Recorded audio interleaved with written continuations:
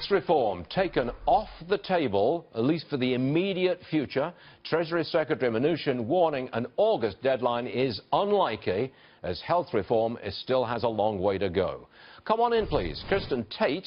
She's the author of this great book, Government Gone Wild. She is the author thereof and joins me in New York. Kristin, welcome to the program. Thank you so much.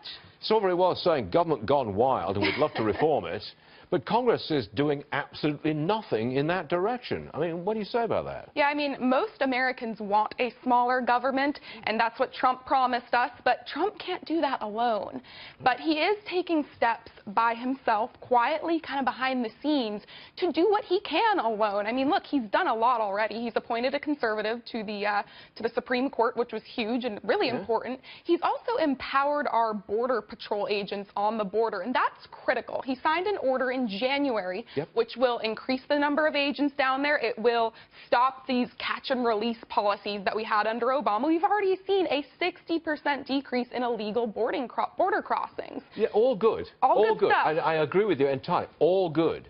But on the big stuff, yes. Obamacare, tax reform, are you disappointed with the Republican Party? Oh, I'm absolutely disappointed. Look, we know the Democrats are going to vote no on any initiative that Trump brings to the table. They have become the party of no.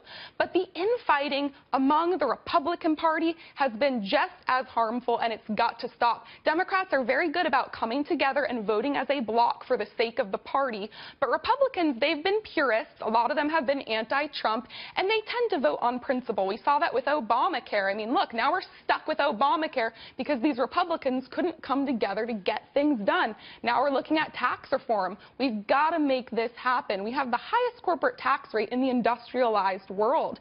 And a lot of this falls on the shoulders of Paul Ryan if he cannot make this happen. Well, not to mention the Freedom Caucus. Absolutely. Well, the Freedom Caucus, I blame the Republican Party. Yes. Unable to get together. Now, hold on a second. There's a special election today. It's in Georgia's 6th Congressional District. That's Newt Gingrich's old district.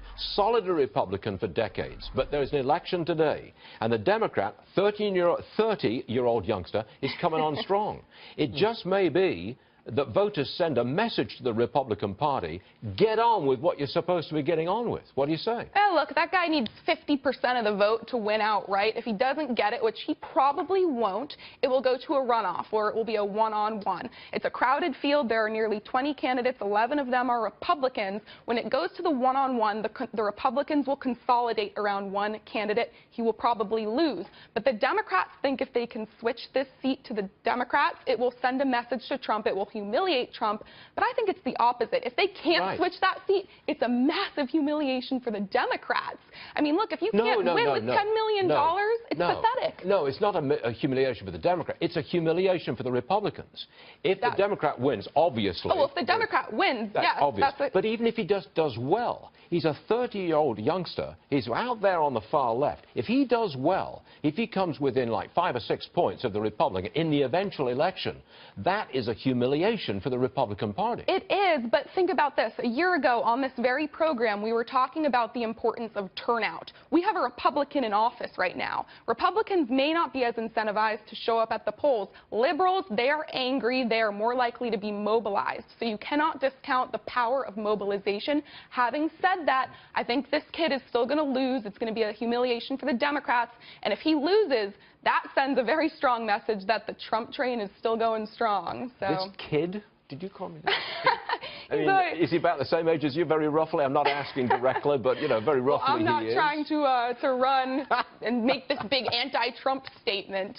But I see you running eventually. It's a great book, by the way. Kristin, thanks for joining. Thank you so much for having me. We'll see you again soon.